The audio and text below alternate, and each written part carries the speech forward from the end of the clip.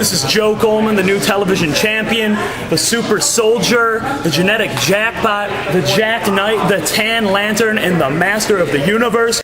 This is the beast of nature, the freak, Rob Terry. Hi, I'm OVW official Josh Ashcraft. Ladies and gentlemen, you're looking at Triple Threat Talk. I'm Dean Hill. This is Ricky Chevy, and I'm the blue-collar millionaire. I'm Mr. Peck. God, that's great every time. Spectacular. We're the Broner Brothers. I am the One Girl Revolution, Taylor Hendricks. This is Brandon Espinoza. I'm the Assassin. I'm Bruno Raul Limata. I'm James Moose Thomas. I'm Shiloh Jones. My name is Ron Head. I'm the announcer for OVW. I'm Jamin Olivencia. I'm Alex Silva. I'm Rocco Bellagio. I'm Kerry Bodie, the Ohio Valley Wrestling fan advocate. Rafael Constantine. I'm Rand Perez. My name's Muhammad Ali. Baez. I'm Paradise. This is Jack Black. This is Ohio Valley Wrestling referee Chris Sharp. This is Sexy Sean Casey. I'm Chris Silvio. This is Michael Hayes. This is Jason West. And you're watching Triple Threat Talk.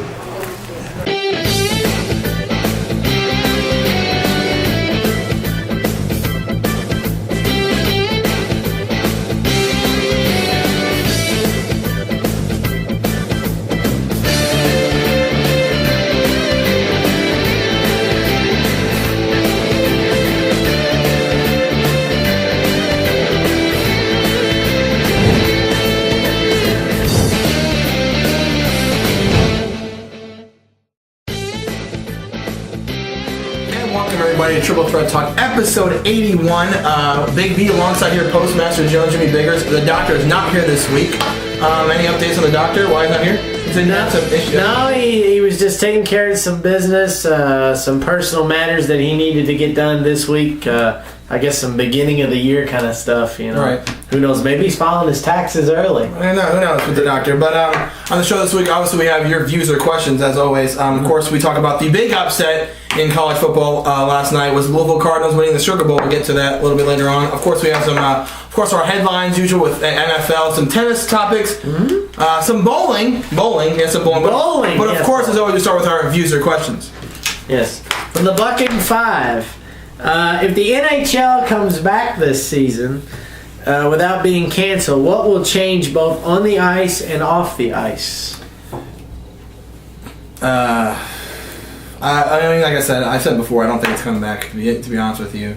What will change?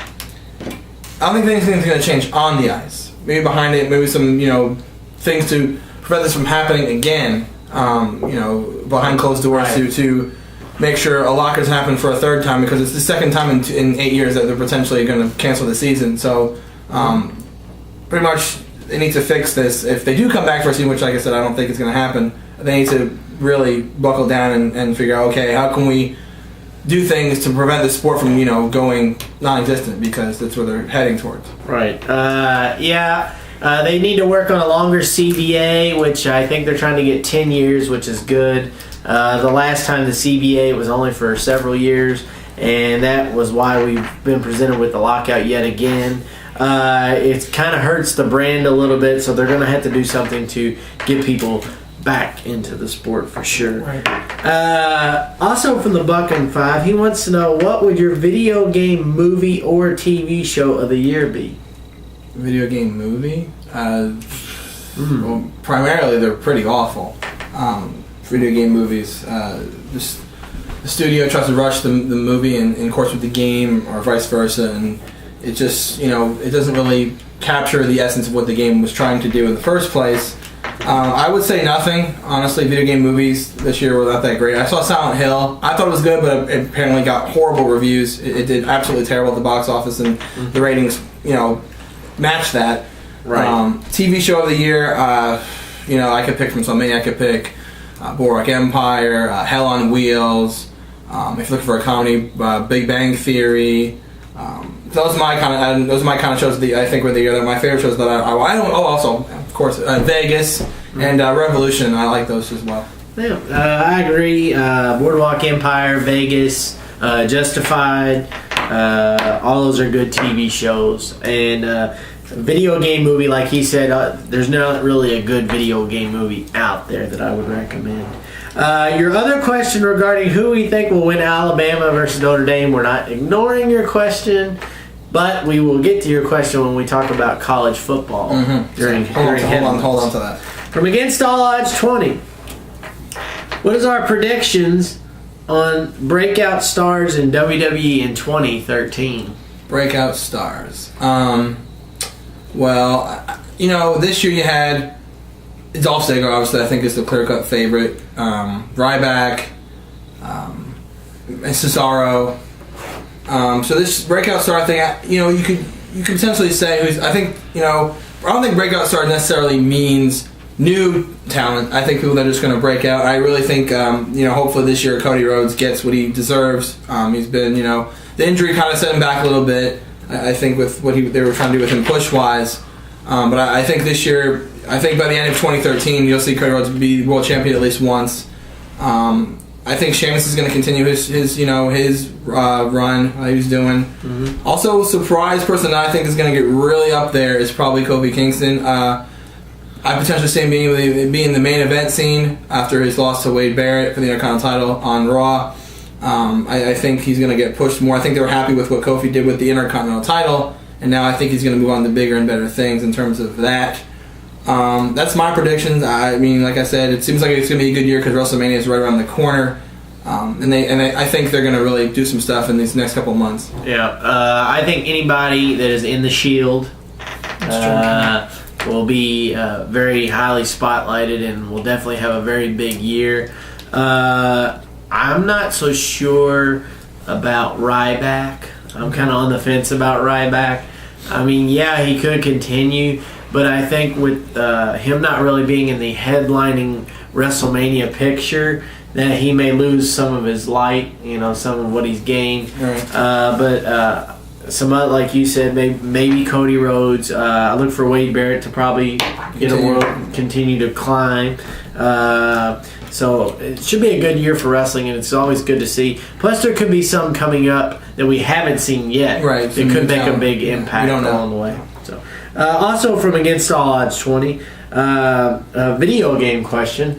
What are your thoughts on THQ going bankrupt? Well, obviously it's not good. Any company going bankrupt is obviously bad, not just for the company, but for the employees because they're out of a job. Right. But on the lighter side of it, I mean, someone's going to pick up that company and pick up the licenses and franchises that they made while they were part of that company. And, a potential good situation coming from this is if EA, who pretty much owns everybody in the gaming industry, if EA bought the license to the WWE games, then you could potentially have a thing where if you play the EA games, there's this thing they have in sports games called Game Face, and what you can do, you can either A, take a picture of yourself, or B, upload a picture that's already out there and put it in the game. And so, like, for example, you could take your face, put it in the Game Face app, and they'll turn it out, and your face will be in the game, your actual face. So that'd be kind of interesting to do for a wrestling type of game. For example, what I used to do, DWA, instead of making the guy, I just do that, and they're done. You know what I mean? Right. So that is a good plus. If EA were to buy them and they implement that into WWE game, that would be a fantastic feature. But again, thoughts on them going bankrupt, not good. THQ is a very good company. They made a lot of good games on their history, but it's just business. Sometimes you don't make profit, your games fall flat, and they tell you to ship up and ship out. Right. From the Jeffrey Caster, what are your thoughts on Hulk Hogan wanting to be the TNA World Champion in 2013? Really? Exactly. Really? Why? Are we really answering that on this show? We are, only because it's like, I think Hulk Hogan, you're an idiot. Okay, my thoughts on this question. My thoughts on Hulk Hogan wanting to be TNA champion. I have no thoughts on that. No thoughts at all. No. That bad. Huh? Not gonna broach that subject. From the Big Corn 16. Have you guys ever watched the CAW show Skaw on YouTube? Yes. Yes. We all have. Yes. If you watched DWA, you knew that not only we were in a partnership at some point, but we had stars back and forth going on both shows. So obviously, I think we did watch it a bit, and kudos to him. He's still going strong, and good luck with it. So. And finally, from Richard Kenobi, where you been, fella? Welcome back.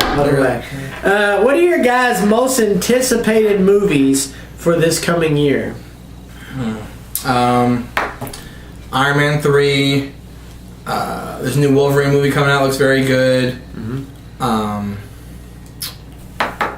Gangster Squad. There's a lot that I can't name at this point, but those are the two I'm thinking of: Iron Man and the Wolverine movie. Great Gatsby looks very good. Yep, Great Gatsby. The name it's like the Marvelous. Has Steve Buscemi in it. Oh yeah, I saw Wonder, it. Yeah, Wonder, it was that when I saw the one I saw. Yeah, it was at the theater. Yeah. Yep, that's another one. Obviously, there's probably going to be, I would think, 2 or 3 good comedies that come out along the way. There's actually a comedy I remember now that I think of it with Jason Bateman and the woman from Mike and Molly on CBS. It looks like a funny comedy. That looks really good. I like Jason Bateman. Right. So like I said, there's some movies that I obviously can think of because you're heavily promoted, like Iron Man and Wolverine, and there's some ones that you're gonna see like a preview for, like and that comes out this year. Like, oh, okay, I want to see that. But right now, those are the 2 I can think of. Looking forward to. So. Yeah. And finally, from Richard Kenobi, he asked this question towards me, but I'm gonna direct it to the both of us. What were your top 5 favorite movies of 2012? Top 5. Number 1 for me is probably Skyfall. 2 was probably Avengers. 3 was probably Dark Knight Rises. 4 is probably Wreck-It Ralph.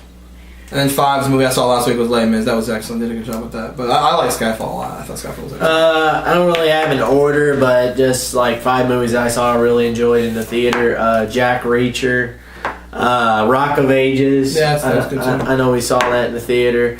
Another good one, Ted. How can we forget Ted? I mean, come on, Ted. Yeah. The Campaign. That was another funny movie. Mitzi. Yeah, Mitzi, get me my broom. It's a mess.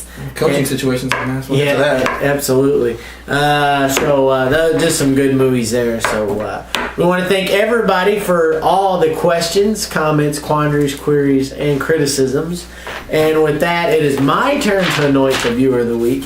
And since he is a headline topic, and we'll be discussing a question that he asked in headlines, I think, this week, that the Buck in 5. Every time you say that name of this Viewer of the Week, people probably cringe.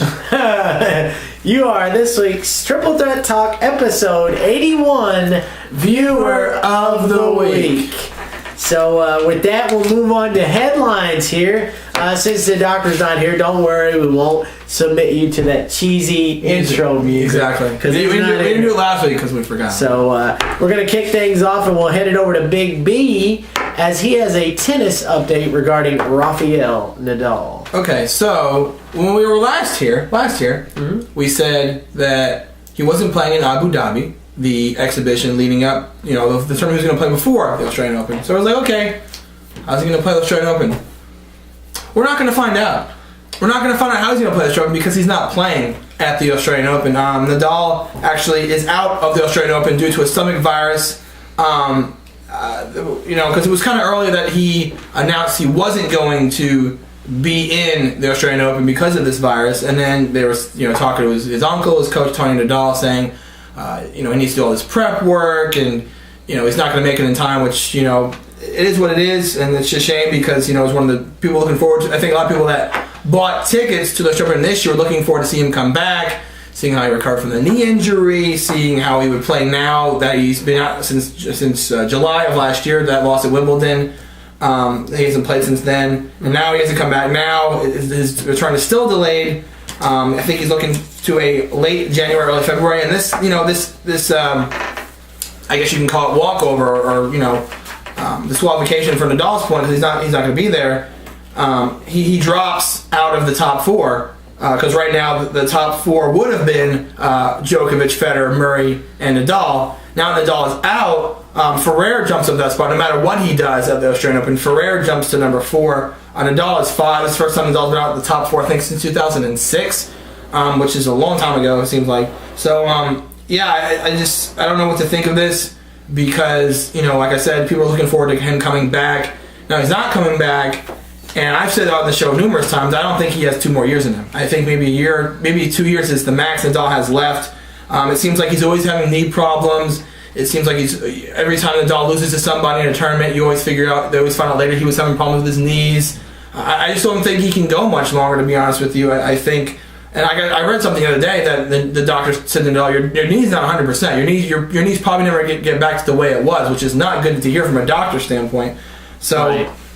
like I said, I've said before, Nadal has maybe 2 years left in his career, and he's going to have to retire because if he wants to walk again, he's going to have to literally walk away from the sport because, like I said, losing in July, Wimbledon. Now his knees weren't ready. Now he's somewhere else. Now he's not going to play at all. Who knows when he's going to come back? Obviously, hopefully, obviously gets over the stomach bug, and see what happens. But like right now, he's out of the top 4 looking in, and there's players that are hungry right now. You have Tsonga up there, and Berdych, and Gasquet's coming back up the top 10, and Tipsarevic. I mean, Nadal's got to compete with these guys, and I don't think he's ready yet. So it's going to be a long and tough road back for Nadal when he comes back.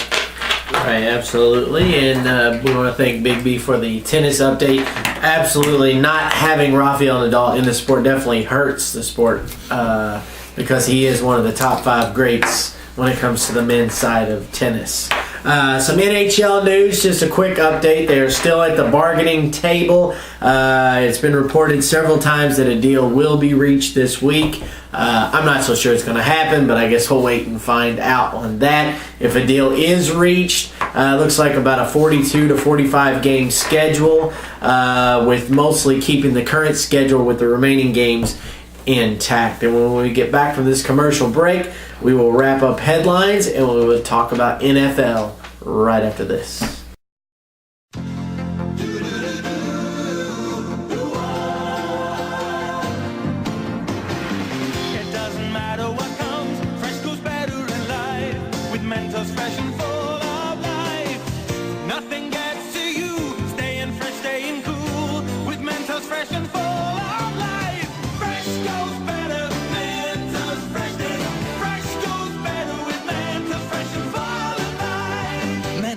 The Fresh Maker.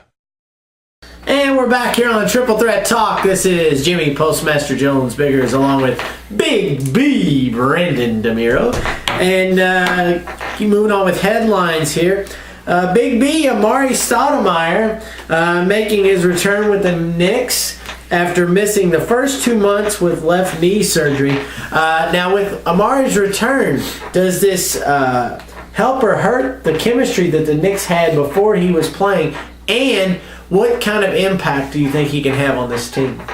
Well, first of all, obviously he hurt them because not only did he have 6 points in the game, which isn't helping, they lost. They lost the game. So that's not good. And here's the thing. This is the thing with the situation similar to Jeremy Lin last year, where Jeremy Lin played out of his mind last year, and kudos to him. These two, him and the doctor can talk all they want. He is playing very well in Houston. Houston's one of the hotter teams in the West right now, I'll tell you that. But, like I said, last year with Jeremy Lin, where he was going off, Lin Sandy was running wild, then you figure, well, when Carmelo comes back, what's going to happen to this kid? And it's exactly what they said. He'd be relevant, which would happen. And then it was Carmelo's team to begin with. So now you come back full circle now to this season. You have Carmelo Anthony, Raymond Felton, Jason Kidd, all those players that are playing with each other through 25, 30 games, and then let's plug Amari back in. It's not going to work right away. So right now, it's hurting them right now. But the coaching staff in New York with the Knicks has to figure out some way. It's like, okay, Amari can play. Amari Stoudemire is a very good basketball player. There's no doubt about that. They have to say, okay, how can we implement this offense to use him correctly so it can help us win basketball games? Right now, that's not going to work because you've been using the same system for 30 games. And you're winning that way. You were one of the hotter teams in the East. Now, when coming back, it's going to hurt you. I'd say it's going to take some time. You might lose a couple games here and there because he's not going to work right away. But I think eventually, when he gets back and they can figure out a way to implement him into their offense, then he's going to start figuring something out, and they're going to get dangerous again. I think so. Right now, he's hurting them, but I think overall, towards the late end of the season, he's going to help them. I agree with you. I mean, he's got to get back in the flow of the offense. They got to work him in somehow. Always when a person comes back, especially of his caliber, that's been on the shelf for a couple months and is back from injury, and with a team playing as well as the Knicks were before he was there, it kind of makes you wonder. Do you think maybe even possible that the Knicks consider maybe trading him, maybe put him up on the block and maybe get something for him? but they're gonna have, like you said, they're gonna have to find a way to work them into the system, get back on the winning track. They did lose the first game back. He only had 6 points, like he said, so that's to be expected. Rust. He's got to knock the rust off, Right.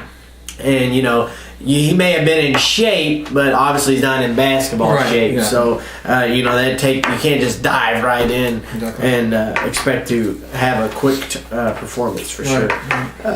Moving on to college basketball, the Battle of the Bluegrass, the annual holiday classic.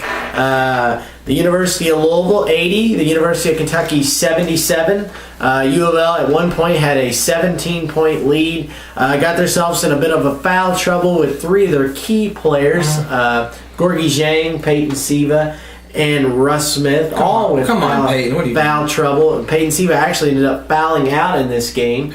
I wanted to have a big game and he let me down. Yeah. U of L, Kentucky cut it all the way to 1 at one point, but Louisville in the end pulls it out by 3. Thoughts on this game? I don't think this game is as close as it sounds, because I think Louisville was dominating most of the game, and then kudos to Kentucky for coming back with a lesser team than they had previous seasons with under Calipari. But U of L, watching them, obviously they're the cardiac cards for a reason. That's how they play.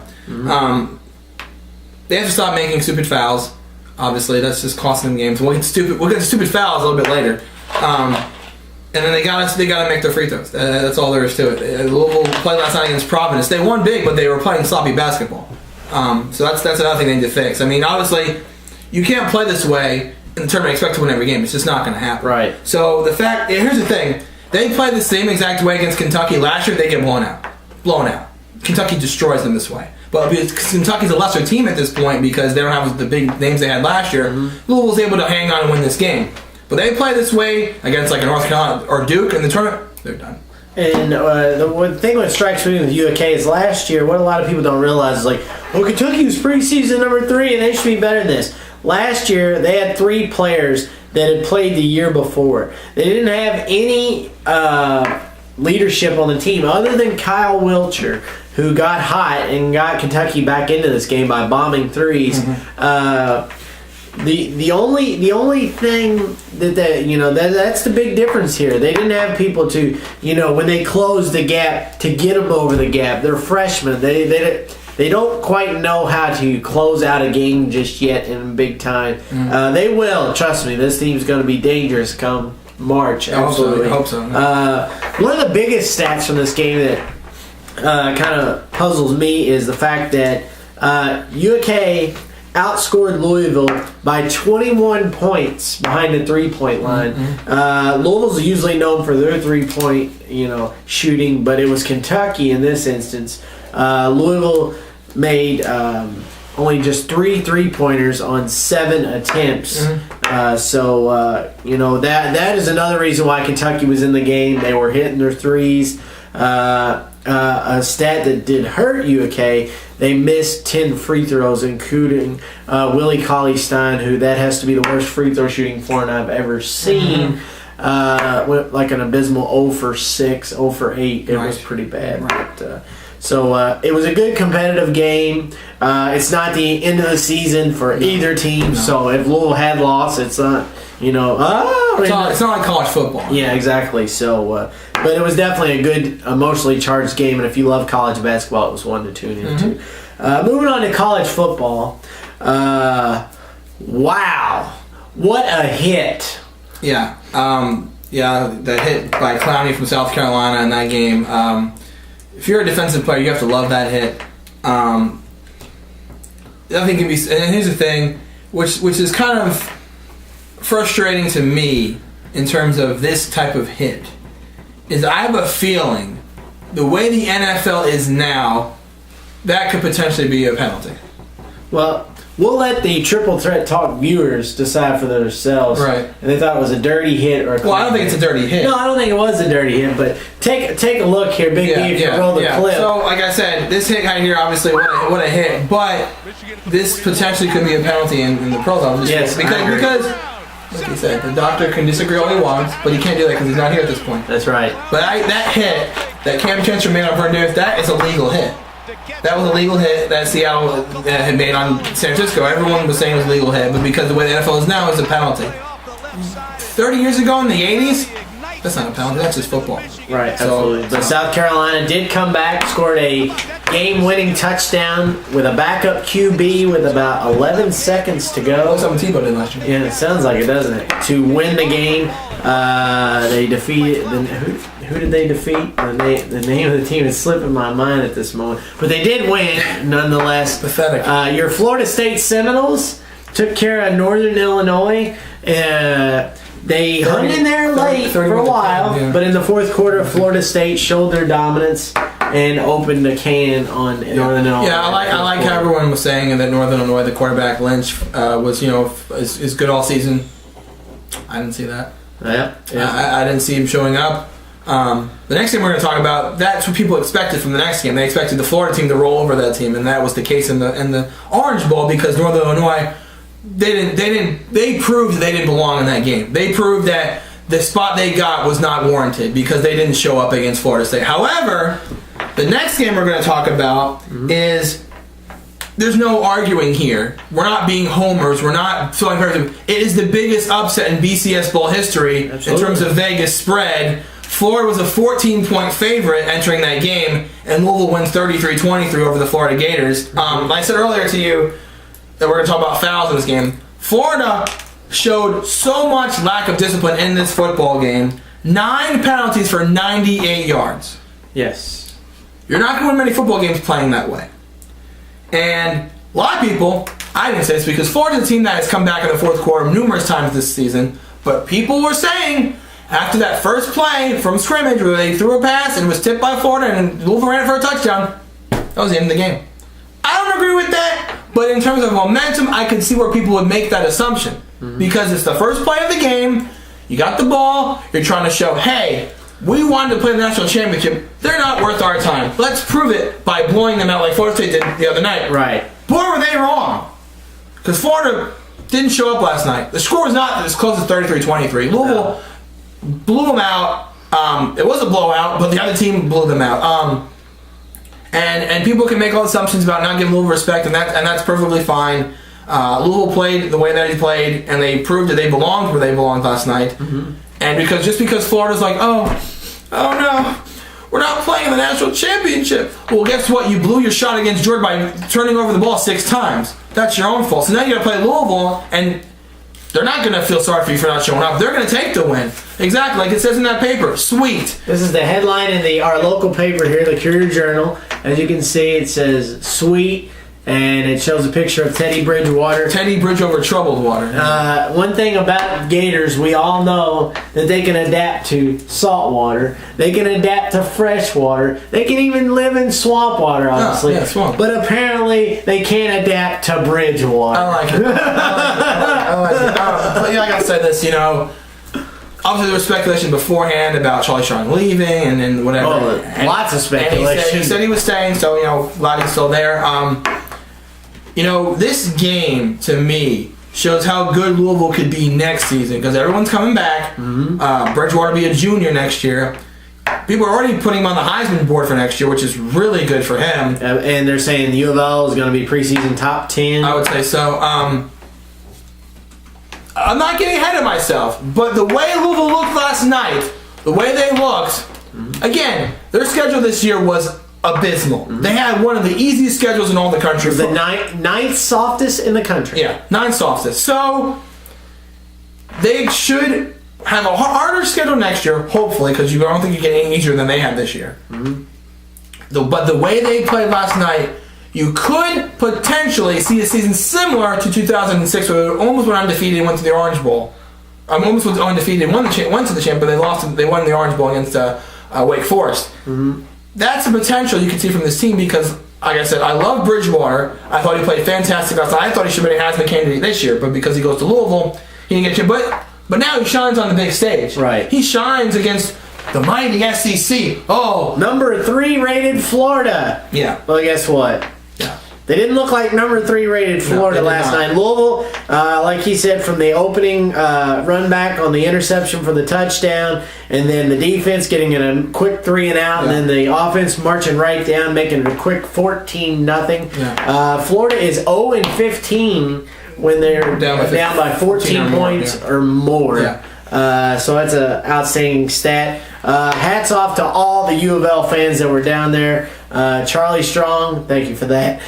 Charlie Strong was very appreciative. He even said the game ball goes to the fans.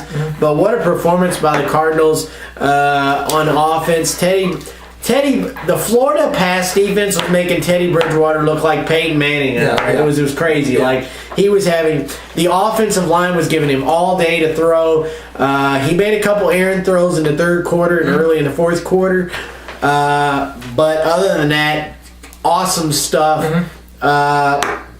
You said yourself. I did. You said 45-17 Florida. 45-17 Florida. All the talking heads were like, "Oh, Louisville's going to get rolled." David Pollock, who Charlie Strong gave him credit after the show, said, "Yeah, they're a 15-point underdog, and it's going to feel more like a 30-point loss." And blah blah.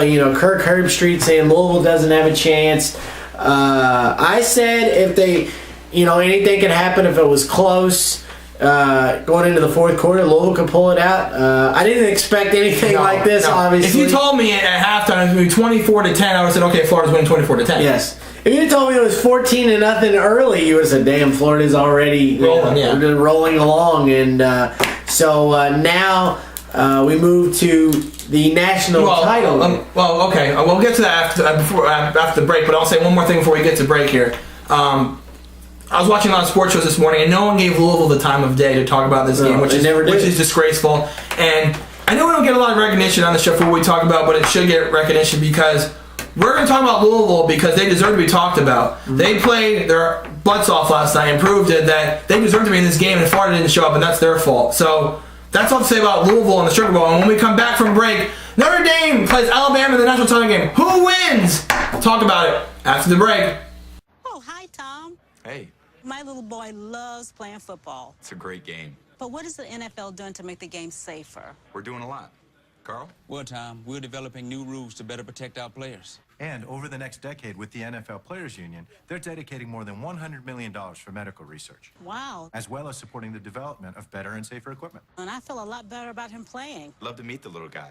Ray, meet Tom. Cute kid.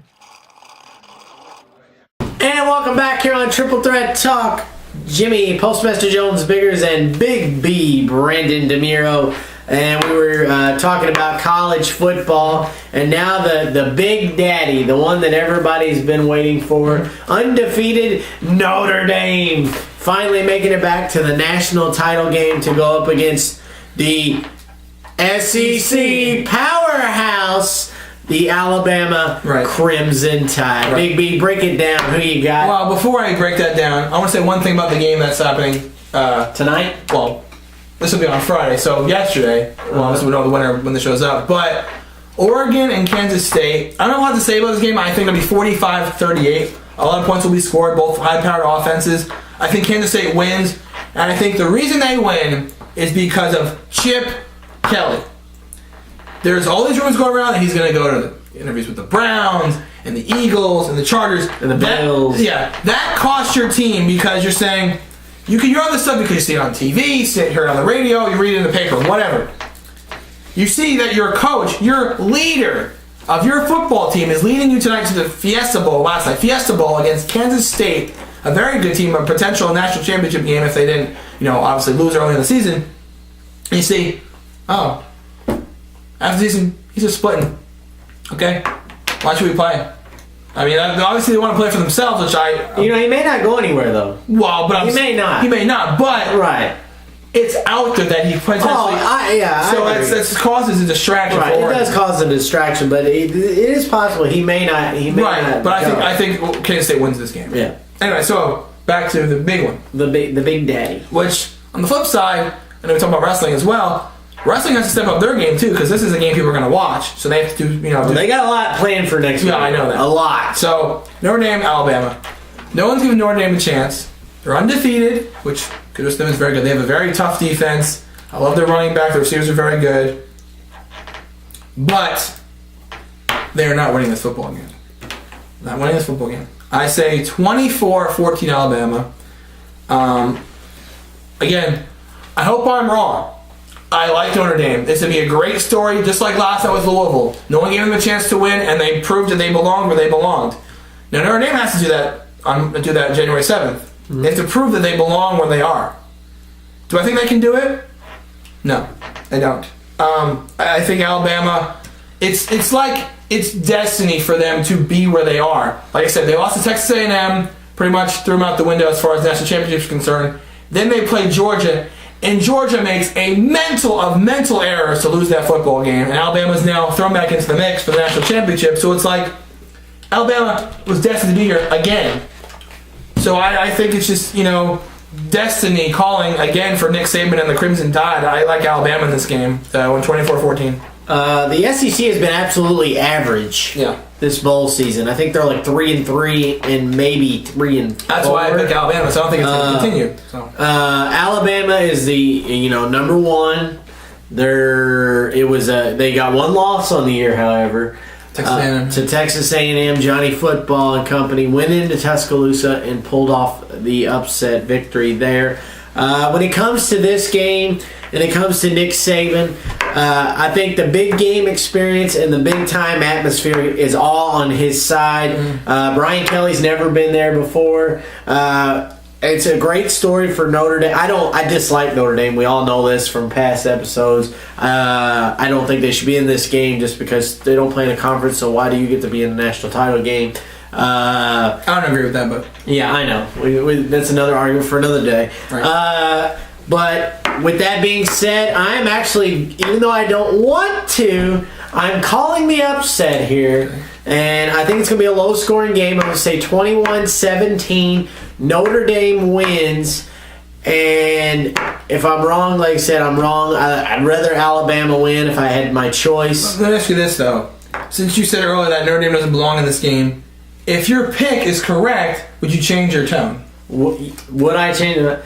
I still wouldn't change my tone about them belonging in the game because the reason why I say they don't belong in this game, it's not because of their schedule. It's because they're not in a conference. Okay. That is why they don't belong. It has nothing to do with who they've played. And I get, the teams they've played like Oklahoma and USC and, Michigan State, Michigan. So they've played a very good schedule. I give you that, but it's like you should have to play in a conference. I know Notre Dame used to be the Mecca of Mecca, but they haven't been that in a long time. And I think it's time that NCAA or somebody steps up and says, hey, you need to join a conference. But my pick, 21-17, Notre Dame wins. And let the Nick Saban to the NFL yet again talk start because it's probably going to happen. And also, just remember now, that's who they play, South Carolina, Michigan. Yeah. They play South Carolina, Michigan. There you go. One other quick college football note before we move to the pros. The state of Pennsylvania is suing the NCAA over the whole Penn State scandal. My thoughts are, and we'll get to this in a sec here, what in the blue is going on? Because why is the state of Pennsylvania even getting involved? I realize it is the state university, it is Penn State, but why are you even taking this up for discussion, and why are you suing the NCAA and wasting everybody's time and tax dollars? Here's the thing. I feel bad for the players because they had nothing, absolutely nothing for the horrific, tragic act that Jerry Sandusky committed at Penn State. Right. People that are to blame are the athletic director, Sandusky, and Joe Paterno, God rest his soul, but they're to blame. Right. All three of them. Because they knew what was going on and they didn't say anything. Because to protect the university, obviously. But you're taught, and I know this, you're taught at a very young age, when one person gets in trouble, you all suffer the consequences. That's what happens. It's not right. Do I agree with it? Absolutely not. But that's the way the world works. Get used to it. So them suing the NCAA, the NCAA sitting there probably saying this like, oh, okay, we'll put our big boy pants on, go to court, and we'll be out and buy lunch. So this makes no sense to me. Sandusky brought down the university. Them's the breaks. You have no reason to sue them or anything because they got caught, and that's what it is. They needed to be caught because what was going on was absolutely disgusting. Right. So the fact that they're suing them, okay, you're not going to get the sanctions if that's what you think. No. The NCAA slammed the hammer down and said, this is what you're suffering for these acts. If you maybe spoke up and said, wait a minute, this guy's doing these things, they'd probably say, okay, well, ban you for a bowl for 1 year, and that's it. But you didn't say anything. You let this go on and on and on. So you're like, you know what? We're going to put the sanctions on and on and on. Yeah. So the fact that you're suing them, you're going to lose that 99 times out of 100 unless you get like Johnny Cochran back from the dead to help you out because he's not around. So good luck with that. Mm-hmm. Go ahead, go to court, sue the NCAA for everything. They'll be like, okay, when's lunch? Exactly. That's my thoughts exactly. It's a waste of lunch. It's a waste of time and it's a waste of people's money. You're not going to win. One thing that has come out already is the fact that Bill O'Brien may leave already. 1 year. Because when he was hired on, they were like, oh, it's a criminal investigation. It has nothing to do with it. And then all these, the sanctions were dropped. So if he did leave, I can honestly say I don't blame him if he leaves. I feel bad for him. I'm just saying, why do you think? I don't think he knew. He didn't know. He didn't because they told him that it was a criminal investigation and nothing to do with the university. So now that he knows what's going on with the players and the scholarships, why would you want to be there? Yeah. You really can't do anything to help the program. I can't fault him, or I cannot say, I can't say that I blame him if he goes. If he goes, hey, I don't blame you. Go back to the NFL where you were before. So. And speaking of NFL, Black Monday, boy, was it visit fierce. Woo! 5 GMs, Mike Tannenbaum of the Jets. Should be Rex Ryan too. Geno Smith of the Jaguars, gone. AJ Smith of the Chargers, out of here. Tom Heckert of the Browns, gone. Rod Graves of the Cardinals, you're out of here. 7 coaches were fired. Andy Reid of the Eagles, you're out of here. Now, Ken Wisenhunt of the Cardinals, you're out of here. Norv Turner, thank God, out of here. Pat Shermer, I don't agree with that either. Of the Browns, out of here. Romeo Crennel, hey, Coach of the Year, 11-5, AFC West champs. You're fired. I think were we went behind the ears, Terry? I thought I tried back there. Chan Gailey of the Bills, poor Michael. They're out of here.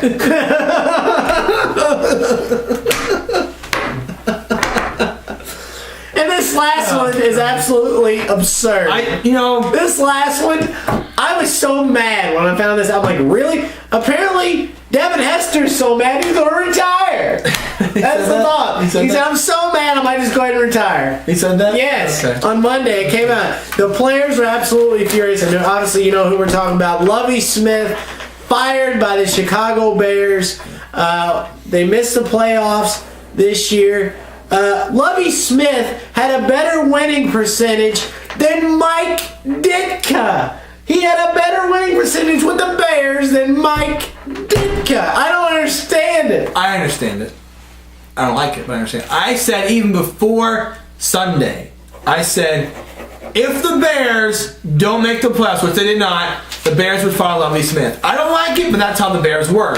And unfortunately, they squeaked by with the win over the Detroit Lions, but Green Bay didn't help them. So the Green Bay Packers fired Lovie Smith by not winning that football game. Packers, yet again, you lost the game, you screwed the Bears, and you screwed Lovie Smith. By God. Yes, let's get Lovie fired. Woo-hoo. We hate the Bears, so let's get the coach fired. Let's have them. They knew what they were doing. Sneaky Packers might come out to bite you. But as far as coaches go, the only one that's really getting any attention is Andy Reid. And yesterday we hear he might go to Arizona. Now we hear he's not even going to Arizona. He's in Kansas City. They're signing a deal, I think, as we speak, potentially. Maybe the doctor went to Arizona to fetch him for Kansas City. We all know how he likes to go to the Arizona to try to get players. I don't get why he would go to the Chiefs. You have a defense that last year was 4-0. I know. Oh, okay. They were 4-0. They have Larry Fitzgerald. Get him a quarterback, please. I love Larry Fitzgerald. Put him on Seattle. That'd be nice. Anyway, but you have a good defense. You have a good. Stop it. You have a good wide receiver in Larry Fitzgerald. Come to Seattle. You have Larry Fitzgerald. You have Beanie Wells, who's not bad. They have a pretty good. They have a pretty good team there. So why would he go to the Kansas City Chiefs? He would go to the Kansas City Chiefs because if he goes to the Chiefs, he's going to be the general manager too. You think so? Yes, I think that's the deal. The only problem is Arizona's going to roll out the Benjamins. And if I'm Andy Reid, I'm going to Arizona. I've lived in cold, crappy, Philly steak cheese eating. Philly cheesesteaks are epic. Slob, Philadelphia. Well, you know what though? It may be good. So, if he goes to Arizona, he's got warm weather, he got plenty of golf, and let's face it, big guys need warm weather. Whoa. Come on. You know what? No. Why? Now I'm thinking maybe you should go to Kansas City. Why? Because they can replace one walrus with another. One walrus, come bring the other one. Oh my God, that's despicable. Fire the walrus, bring another walrus in. Oh my God. Kansas City walruses. You go from the walrus to the polar bear. Oh, yeah. Ray Lewis retires. In some people's minds, the greatest middle linebacker of all time. I disagree. Lawrence Taylor. I think Lawrence Taylor or Mike Singletary. Can't win with him. Can't do it. Can't do it. Can't win with him. Vernon Davis. I want winners. Exactly. He said that after this playoff run that he's officially retired, so I guess after this week he's gone. Ray Lewis is always one of my favorite players. The passion he plays with is second to none. One of the greatest, if not the greatest leader in all of professional football or professional sports. I didn't think this was going to happen because I didn't think he'd let an injury end his career, which it kind of potentially did, even though he's going to play on Sunday against Indy. I don't see them winning this game. I mean, we'll get to our picks, but I don't see them winning this game. And even if they do, they're not going to Super Bowl. They got to go through Denver or New England. That's not going to happen. Maybe Ray Lewis can maybe the state of Pennsylvania can hire Ray Lewis to be their lawyer because he's pretty good about getting out of heavy crimes. Oh, come on. Well, anyway, that's it for headlines. And when we come back, we go over Week 17, the last week of the season, and preview Wildcard Weekend. Who are our picks? You'll find out after the break right here on Triple Threat Talk. Stay tuned. Hey Cam, thanks a lot for coming to my school today. No problem, Nate. I promise to exercise and eat right. Don't forget 60 minutes of play a day, right? And I'll grow up to be big and strong like you. Absolutely. And play in the NFL. Yes, sir. And be drafted #1. Maybe. And become the starting quarterback of the Panthers. Okay. You can be my backup. Excuse me? And make Panthers fans forget about you. And become your mom's favorite player. Whoa. I'm just loosening my arm.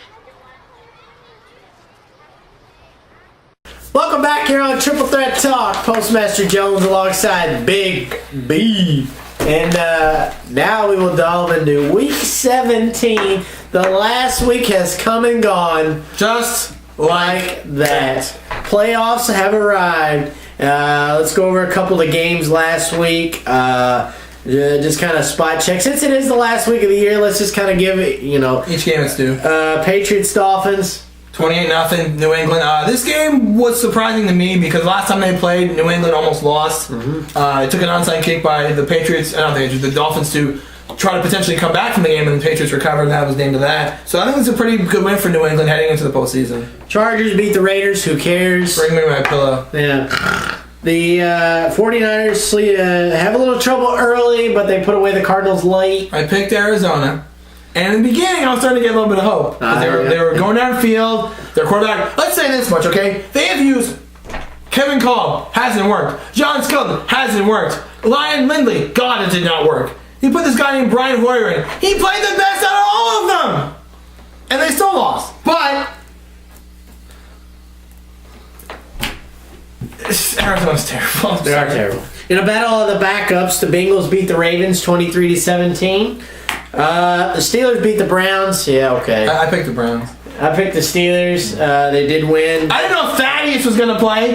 Thaddeus? Thaddeus. I didn't know Thaddeus was playing. No. I didn't know that we were going to have Thanksgiving dinner with the Pilgrims before this game started. Thaddeus Anyway. Lewis. Oh, my God. The Panthers, in a high-scoring affair, beat the Saints 44-38. I think I missed the mark on the Panthers this year. They're going to do that next year because they end the season very strong. The NFC South looks very stout next year. Actually, Tampa Bay playing a lot better. Saints getting Sean Payton back. Atlanta's Atlanta, and the Panthers look good at the end of the season. So the Bears beat the Lions 26-24. Still didn't save Lovie Smith's job. He's still fired. Thanks, Green Bay. Yeah. The Colts. Wow. Chuck Strong, his first game back. You know what? What? If I can find this clip, hopefully I can find it. This clip of Arian Foster, what a respectable act that was. Scores a touchdown against them. Touches the Chuck Strong shot and bounds to it. That is the utmost respect that I saw from that game. Everyone was happy to see Chuck Pagano back, and that's why they won this football game. Except for the Texans' final score wasn't happening. Yeah. Here's the thing, though. They played earlier in the season and they lost to the Texans 2 weeks ago. With Bruce Arians. Now if Pagano comes back and they win, so that's a good sign for them. It was definitely a good sign. It was a good game for the Colts. How wrong were we in the football special? I know, right? maybe 4 or 5 wins. 4-12, 5-11, 3-13, 11-5. The Tennessee Titans. Give me a pillow. I picked that one. You did. And you and the doctor picked the Jags. We did. Big mistake. We did. Oh, the Giants turned on the switch. They hit the switch. I'll tell you. I have never been more happy in my life that the Bears won that football game because the Bears won by 2. Okay, the Bears won by 2, and then the Vikings game we'll get to in a little bit. That was close. If the Bears lost that game and the Packers won that game, the Giants would be in the playoffs because they can just hit the switch. I'm not gonna hit because I messed up the lightning, but hit the switch and just turn it on. Too late. Yep, definitely too little, too late. But they do wallop the Eagles 42-7. I think if Nick Foles plays, this game's a lot closer. The Buccaneers beat the Falcons, who played everybody. We said they weren't playing everybody, but they did play everybody, and the Buccaneers won 22-17. I'll say this much. I am the biggest disrespecter of the Atlanta Falcons that I know of. They are 13-3. I don't care. The games they've won, and they're 7-1 at home. The only team undefeated to go home was, that's right, Seattle. Anyway, stop it. 7-1 at home, but the teams they played at home are very close. They almost lost that game to Carolina, where they Hail Mary by Matt Ryan. They barely beat your team at home. Denver almost came back, and they lost to the Bucs. It's just like, what does home field advantage mean to you? And like I said, people are picking Atlanta to go to the Super Bowl, or, let's get the answer. It's like, history should repeat itself. Atlanta doesn't do well in this situation. Atlanta does well in the regular season. I don't care about Atlanta in the regular season. That's what they do in the postseason, and they usually mess it up. They usually just let you down. Broncos, what a nail biter, right? Oh, it was so close. Against 11-5 Chiefs, right? 38-3. Somebody called Brock Osweiler. They did. They did. He played the fourth quarter. Absolutely crazy. Brock Osweiler. Oh my gosh. The Vikings beat the Packers 37-34. Adrian Peterson 9 yards short. 9 measly yards. 9. But anyway, that puts the Vikings in the playoffs. And we'll have a rematch. Thanks a lot, Green Bay. You got lovely fire for not winning. See what happens? That might come back to bite you. You never know. Right. The Sea Chickens, as I like to call them, the Seahawks, beat the Rams. I don't think it was as much of the Rams were good as much of the Seahawks had a bit of a hangover. I don't agree with that, but go ahead. I think the Seahawks are better than what their score showed. Oh, yeah. I think the Seahawks had a bit of a hangover after having such an emotionally high-charged win last week over the biggest rivalry in the division, the 49ers. Yeah. They were like, we're at home. It's against the Rams. The Rams. I'll let you go. I know. But the Seahawks do win in the end, 20-13. And the Seahawks improved to 11-5, which you pick right on the nose. Wait a minute. I'm going to play this clip from the football special. I like Seattle 11-5 this year. I think they're going to really step it up. I think Lynch, if he's healthy, is going to play well. I think Russell Wilson's going to impress some people how good he can play.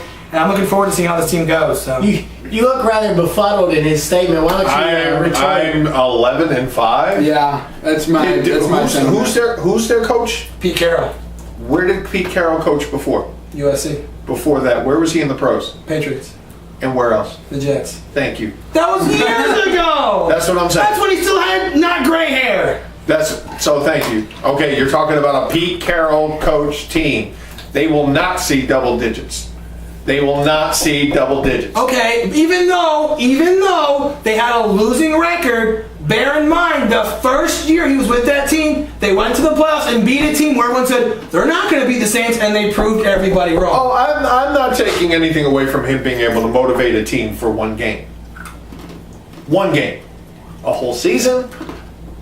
There's too many. They're taking $10 million and sitting it on the bench. They're taking Tavares Jackson, who was a backup in Minnesota, and shipping him around like he's just an extra piece on a chessboard or something to just do that.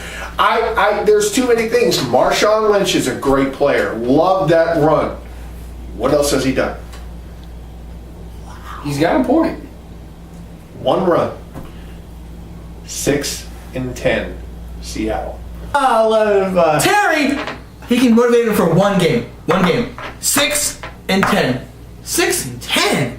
Terry, where do you get 6 wins from? They won 11. Who's 11-5? That's right, the guy who knows his team the best. 11-5. That's what I said. I said 10-6. I was pretty close. Well, technically, you can say they're 10-6 if I happen to Green Bay, but yes, they're 11-5. Yeah, you're right. You're right. So, the refs kind of gave him the 11th game. But I've said neither high nor there. I've said before that needed to happen.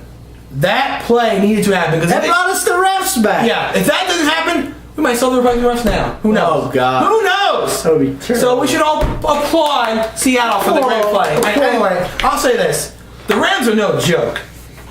With that team, the way they played, they are a wild card. You're gonna have 3 teams from the NFC West in the playoffs next year: the Rams, the Niners, and the Seahawks. The Rams go 7-8-1, go undefeated in the division other than the loss to us and the tie to San Francisco, and you see just a little bit, and then you see a big bit. Chris Long, my God, was he playing like how long in that game? And what, 3 sacks on Russell Wilson? No one could block him. He must have channeled his father's genes in the game somehow and played like his dad because he played lights out. Like I said, the Rams are no joke. They beat the Niners once, they tied them once, so obviously they caused some matchup problems with somebody. And Russell Wilson played good in this game. He had 250 yards, 1 touchdown. Did tie. Very proud of Russell Wilson in this. He did tie Peyton Manning's rookie record of 26 touchdowns in a single season. That's nothing to sneeze at. 8-0 at home. Last time they went 8-0 at home, they went to the Super Bowl against the Pittsburgh Steelers. If I go into that, I'll probably throw up. But 8-0 at home is very good. Let's go into it, by all means. No, let's talk about it. That's not. 8-0 at home, obviously very impressive stat. The only way they could potentially play at home again is if the Vikings win through everything and then Seahawks get their NFC Championship game. Could be in Seattle if the Vikings keep winning, so I will continue to root for the Minnesota Vikings. Tony Romo leads the Cowboys to a come-from-behind victory over the Washington Redskins. Oh, wait. No. As per usual. So... And you both picked the Cowboys. We did. I picked the Redskins. We did. As per usual. Score 21-18 Cowboys. The Cowboys had just scored, converted a 2-point conversion, got a defensive stop. The Cowboys have the ball, down 3 with a chance to tie, or score a game-winning touchdown. So, here we go. Romo back to pass. Let's take a look at the clip here. Romo back to pass. He throws. Typical Tony Romo. Oh my gosh. How do you say Tony Romo in Spanish? Mark Sanchez. That's how. At least he didn't make a bumble. What? At least he didn't pull a bumble. Well, yeah, a butt fumble. Is that what we're calling out? But kudos to the Redskins. I mean, Big B said in the football special again. No, I didn't say football. I said it before. But you still said it that if the Redskins make their offense around Robert Griffin III, they would make the playoffs. And in fact, they made the playoffs and they won the division. I can't find the video to save my life. I don't know what episode it was in, but I remember, like it was yesterday, that I said, if Robert Griffin III is the focal point of offense, the Redskins win the NFC East, and I heard you say, you're out of your mind. I did say all that out of your mind. I said it. I said, you're out of your mind, and you said, you were like, I was like, well, but, so it is what it is. So that wraps up week 17. Mm-hmm. Now we'll move on to pick'ems for Wildcard weekend. Mm-hmm.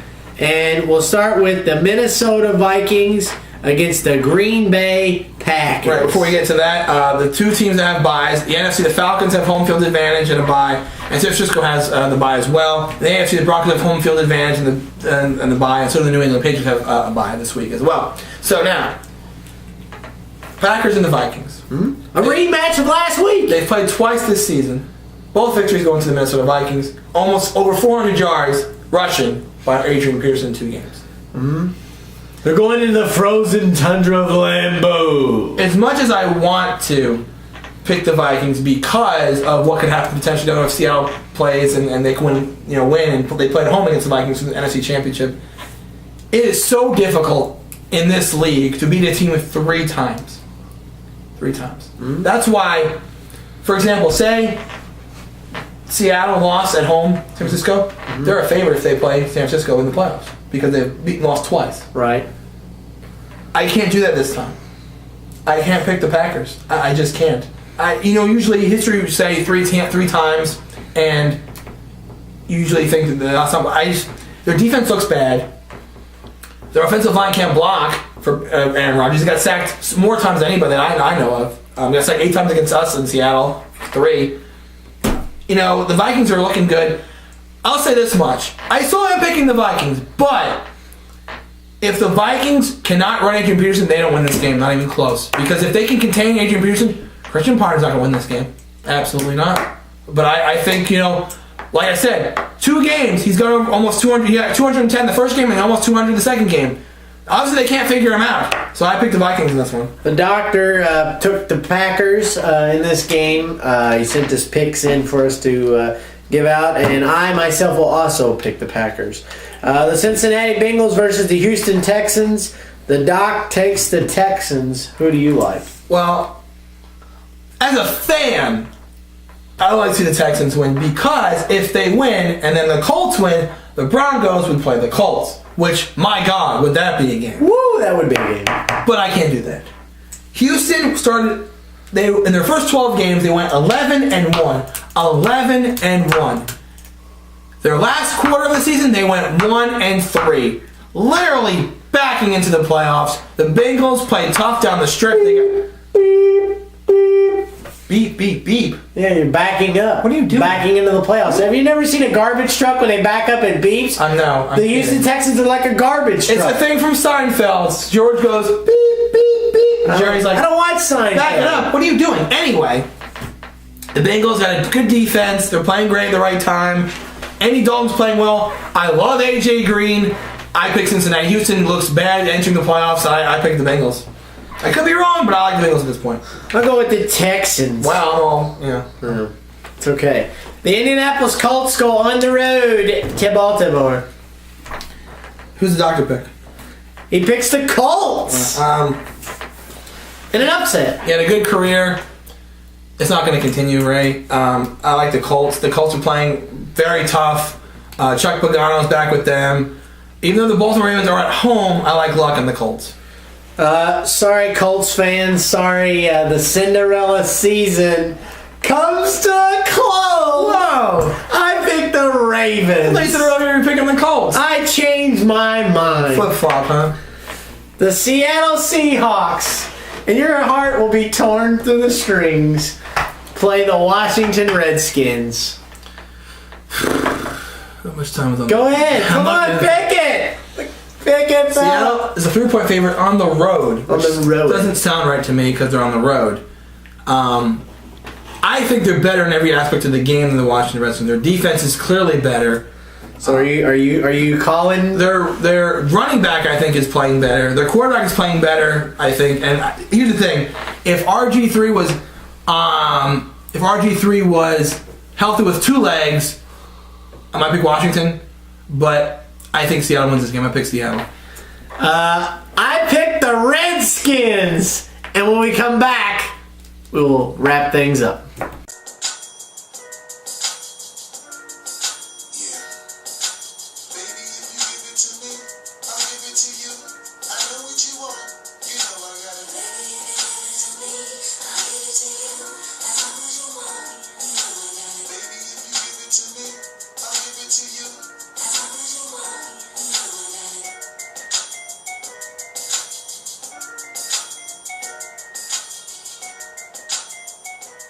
And welcome back here on Triple Threat Talk. Big B, Brandon DeMiro, Jimmy, Postmaster Jones Biggers. And before the break, just to recap that last game, the doc phoned in the Seahawks. You picked, of course, the Seahawks. I'm taking the home team. I'm taking Rob. No disrespect, of course. Yeah, I know they're good. But my second team. I'm taking the home team. I think they're going to be a little peeved that they're a 3-point underdog at home. Yeah, I know they have a worse record, 9-7. They're 10-6. 10-6, yeah. So they do have a worse record by one game. They're riding high. I mean, 7 straight. 7 straight. But the Seahawks are riding high too. 5 straight, 7 and 8.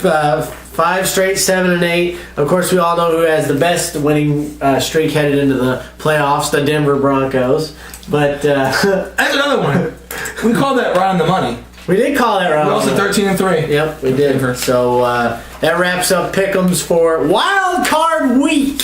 So 2 games on Saturday, 2 games on Sunday for your viewing pleasure. Mm-hmm. So that wraps up sports this week. A little wrestling, Big B. OVW yet again. We apologize. We just haven't been going to OVW recently with the holidays and our hectic work schedules. He's actually been working a lot at his his normal job here lately. Holiday stuff. Holiday work. That's kind of what happens when you're retail. Holiday things bump up. But so if you want to check out OV Wrestling, do that at ovwrestling.com. Or check out the Brian Cannon at ovwrestling.blogspot.com. Mm-hmm. We want to thank everybody at OVW, as always, for their continued support. Even though we haven't been going, we still got continued support. Frank Miller, Terry Bodie, Cheryl Conley, everybody. So check out that WWE. Well, I was going to say, OV Wrestling this weekend has Saturday Night Special. Mm-hmm. They always do good with that. So good luck to them this weekend. Obviously, I won't be there because playoff time, guys. Playoffs? Are you kidding me? Playoffs. Saturday Night Special playoffs. Saturday Night Special playoffs. Sorry. NFL. I'm sorry. I would say this though. And this is God's honest truth. If WrestleMania won the same day as Super Bowl, I watch Super Bowl. Sorry, I watch Super Bowl. All right. So WWE this week, kind of light. We'll just kind of glaze over some things. Wade Barrett, the new Intercontinental Champion. I don't agree with that. I don't understand it. It's the last Raw of the year. Uh-huh. Plus, it's taped. You're doing it on a Raw that's taped, so it's going to be leaked out who wins. Mm-hmm. So to do that kind of makes me think they're not too confident in Wade Barrett going forward as Intercontinental Champion is concerned. Because they give it to him on a show that was taped that everyone's going to find out about minutes later. Right. So as soon as it happens, people are going to be tweeting, texting, whatever, Wade Barrett wants to talk because it's live. Right. I don't get it. I figure if you're going to do this, do it on the first Raw of the new year, January 7th. Do it at Royal Rumble. Do it on a televised event that people will see live. I don't get it. I don't understand it either. I don't think it was a good move. If you're going to make the title change, it should be on a live Raw. Like you said, it kind of hurts ratings. And it's like people normally don't. A lot of people don't watch a lot of the taped Raws because you can go online and read what happens. Yeah. So it's like I don't need to sit there for 3 hours when I can just read what happens. Yeah. They did announce that at the first Raw of the year, The Rock will be there. CM Punk's running back. I assume that The Rock is going to be in every Raw between now and Royal Rumble. Probably to build, even if it is via satellite. As is famous. CM Punk will fight Ryback for the WWE title in a tables, ladders, and chairs match. Mm-hmm. If CM Punk is not cleared to wrestle, then Ryback fights Paul Heyman. In terms of that match, and there's a lot of things going on with WWE saying, like you said earlier, they said there's going to be a Raw people are going to talk about. I could see potentially a small smidgen of potential that The Rock costs Ryback the match because he wants to face CM Punk at the Rumble. Maybe. Like I said, small potential. I thought that too. I actually agree with you. Small potatoes, but, because here's the thing. I'm not going to watch Raw January 7th. I'm not. I want to watch the title game. I will flip back and forth, but primarily my TV will be on the game. But if Raw is doing something that's going to make me tune in, I'll watch it. But you got to pull all the stops out here. You're going up against one of the highest, highest rated, coveted games in college sports. Period. National championship. It's Notre Dame. Like you said, don't think they should belong there. Like you said, they need to prove it. They're playing the SEC powerhouse in Alabama. It's a game that everyone's going to be talking about and watching. I don't think they belong there, and I picked them. What the heck? So Raw needs to do something that's going to say, instead of people going, "Hey, you see the game last night," to "Hey, you see Raw last night." That's what they need to do. Right. If they don't do that, I don't know, but they need to really do something surprising. We all know football's king. Yeah, of course. So they never win during Monday Night Football season. It's going to be tough anyway. They're not going to win the ratings. That's obvious. It's just a matter of getting good ratings while this game is on. And like you said, with The Rock coming back, with this TLC championship match, potential legends. You don't know what else you're going to do. Plus, the following week is the 20th anniversary of Raw. That'll be another big show. So they'll probably win the ratings in that one because there's no football on that week. So you got back-to-back huge shows for wrestling. They got to contend with Catfish though. Yeah, that's true. Catfish. But good stuff from WWE. Like I said, that last week is always kind of sketchy. I mean, I don't think they really put too much effort in the last. It's evident by the fact that Dolph Ziggler gets crapped on again. Literally, he got crapped on. Literally. That's twice now. It's gross. How do you think he's enjoying that? I wouldn't be enjoying. I hope he's got some Lysol. The thing about the first time it was nice and kind of wet, and this time it was like thick, and it was just like ay. Oh my god! As Big B throws up in his water bottle. But I swear, if you showed me that clip while the Jets were playing the Chargers, I'd probably lose my lunch for 5 weeks. Oh my god. Yeah, that clip and Jets versus Chargers on picture-in-picture. I couldn't do it. Whoa. So, short but sweet on the wrestling coverage this week. Like you said, just not a lot to talk about when it comes to wrestling, but definitely the wrestling news will pick up in the next couple of weeks. So, with that, Big B, do you have a wild card this week, sir? I don't. Well, like I said last week, I'll say it again. You don't got anything going on a Sunday? Tune into bowling. Oh, you forgot to talk about bowling. Bowling. The Chameleon Championships were last week. And like Pete Weber said, if you're not down with that, I got 2 words for you. Suck it. That was hilarious. But in all seriousness, if you're looking for something to watch, you're not out on Sunday afternoon, you're waiting for football to start, check out bowling. I'm telling you, check out bowling. And while you're checking out bowling, while you're checking out bowling, why not have your friends over to play a friendly game of Twister? What the hell is going on here? In the process, it's left hand green. No, he's going for a strike. There's nothing to do with the left hand. Right foot yellow. It's epic. So, this Sunday, I want you to call all your buddies, get the food, get the snacks, get the drinks, and I want you to have a Twister tournament while you watch bowling on ESPN. It'll be epic. It'll be an awesome Sunday afternoon. And just to let you know, that commercial of the bowling is in here somewhere. Hey, that's hilarious. That'd be great. That is absolutely great. Bowling and Twister. And as an appetizer or as a dessert, everybody can get together and play a mean game of Pictionary.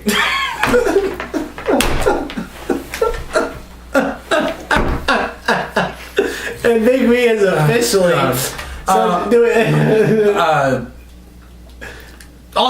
kidding aside, yes, we will eventually, don't know when, but there will be a bowling skit somewhere down the line. Don't worry, it's coming. And to me, ESPN is like king. They know exactly what they're doing because that commercial makes me want to go bowling. I am not kidding. That commercial makes me want to go bowling. So see, this Sunday, we should go to the bowling alley. Go bowling. Bowl while watching bowling. And in the process, at the scores table, we'll have battleships set up so that in between throwing frames, we can play Battleship and bowl and watch bowling all at the same time. It'd be epic. happened? Oh God, where's the show gone? I don't know. So do you have an idiot of the week? Other than you for talking about ball? No, I don't have an idiot this week. Nobody. I have an idiot. Okay. Well, I do too, actually. Go ahead. Jenny McCarthy. I watched the New Year's Eve special. Good Lord, was she corny? She had the fans. Whoa, what was that? What'd you say? She's what? Corny? Oh, I thought you said the other thing. Oh, I thought you said the thing that rhymes with corny. Barney? No. Anyway, yeah. No. She had this contest where she picked someone to kiss at midnight, and then she kisses the sailor guy, and I kid you not, after she kissed him, he goes back for another one. And she didn't do it, obviously, but it's like, you watch this New Year's Eve thing, obviously, because it's New Year's and you want to see all these things, and she acts like such a, it's just, I like Jenny McCarthy, she's very attractive, but she's just acting so weird and idiotic, it's borderline annoying to me. So, Terrell Owens. Diving for dollars. Really? Literally. Diving for dollars, celebrity high dive.